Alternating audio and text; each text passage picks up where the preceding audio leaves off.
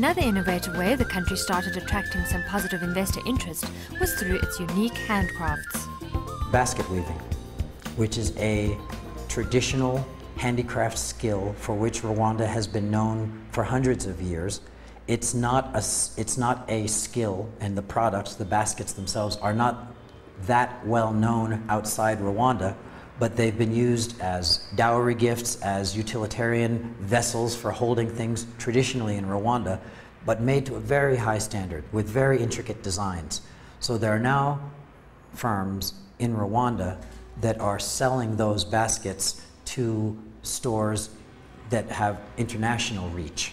Handcraft is a special sector because it's mainly rural-based, and it's providing off-farm activities. It's something Rwandans know are best at doing. So focusing on it and adding value on it and increasing or guaranteeing market access is very important. You may have seen some of these piece baskets on the Oprah Winfrey Show, on display in Macy's department stores, or in the Marie Claire magazine.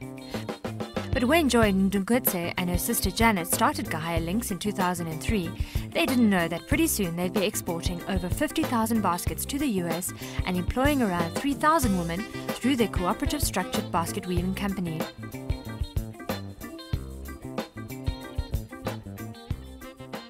We started with a few women, and when the African Growth came in Act, we wanted really to target that market because, you know, we are a landlocked country, and we felt if we can export to US without paying taxes, then our products can be able to compete in the market. So we did exhibit in the US. I lived in the US for 15 years, so that's why I thought we would do better. I knew a little the culture of the American people, and I thought I would do better in the US, in a country which I lived in and which I understood very well. So what we did was, we tried in different places, but eventually my partner and also my sister Janet went to US and exhibited in one of the gift shows in New York, and that's where we met Macy's. And the reason why Macy's choose our product, it's because we didn't want people to buy the products because of the story. We wanted to buy the products because they're beautiful and they can be used in their homes, and that's when Macy's saw the product and liked it. The idea was to help women who were widowed and left vulnerable after the 1994 genocide to generate their own income.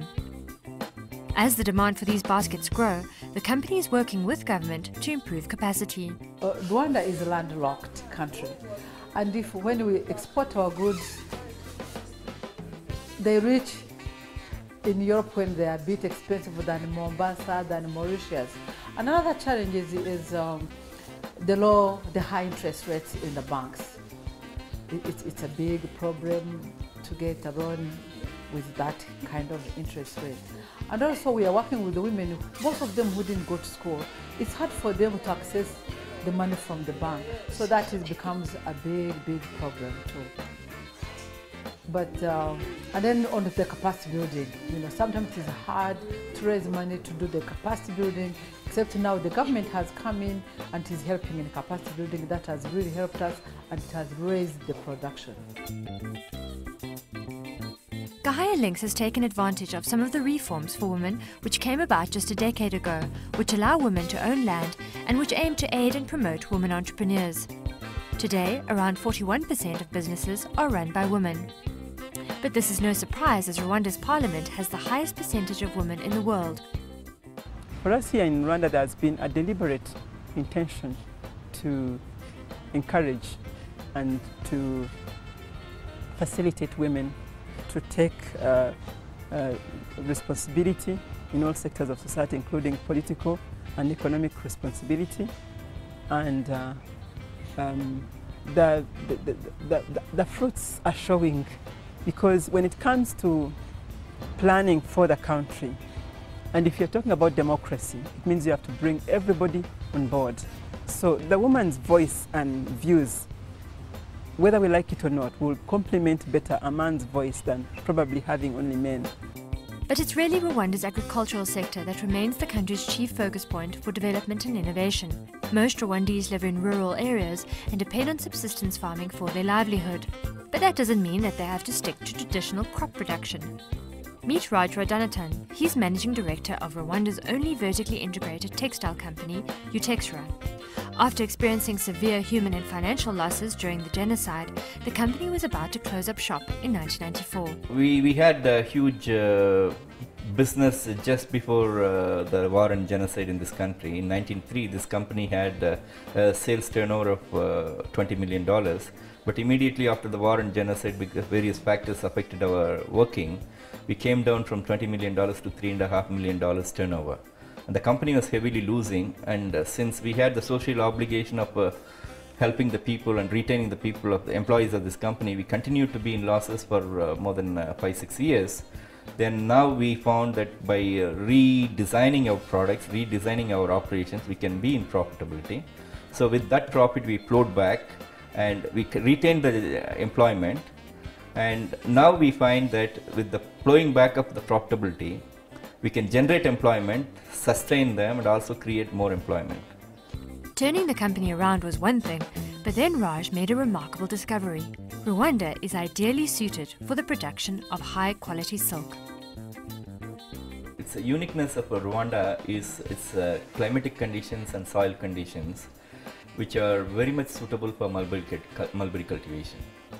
And it resembles southern India, where 80% of mulberry silk produced in India coming from southern India.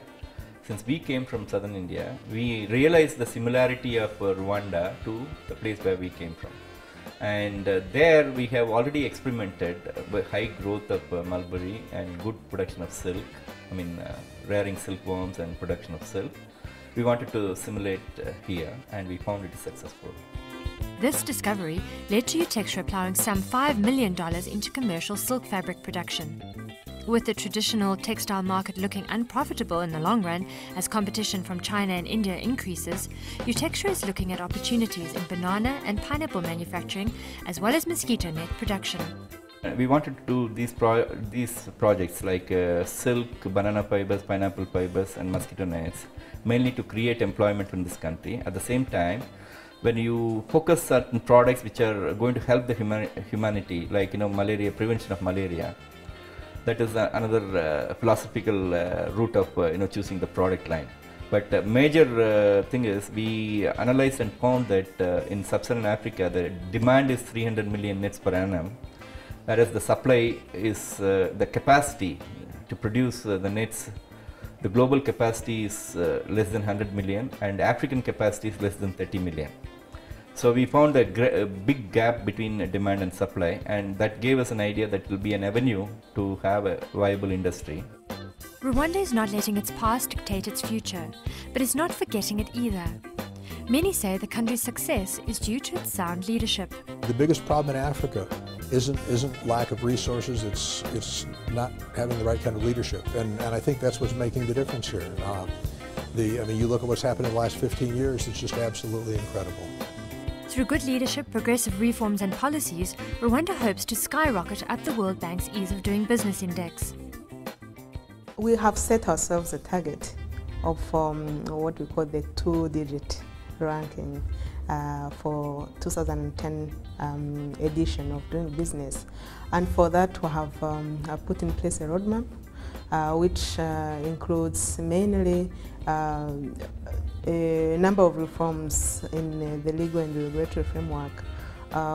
We have a number of laws passed by Parliament, including the Companies Act, the law on insolvency, the law on secure transactions, streamlining business registration, and other procedures in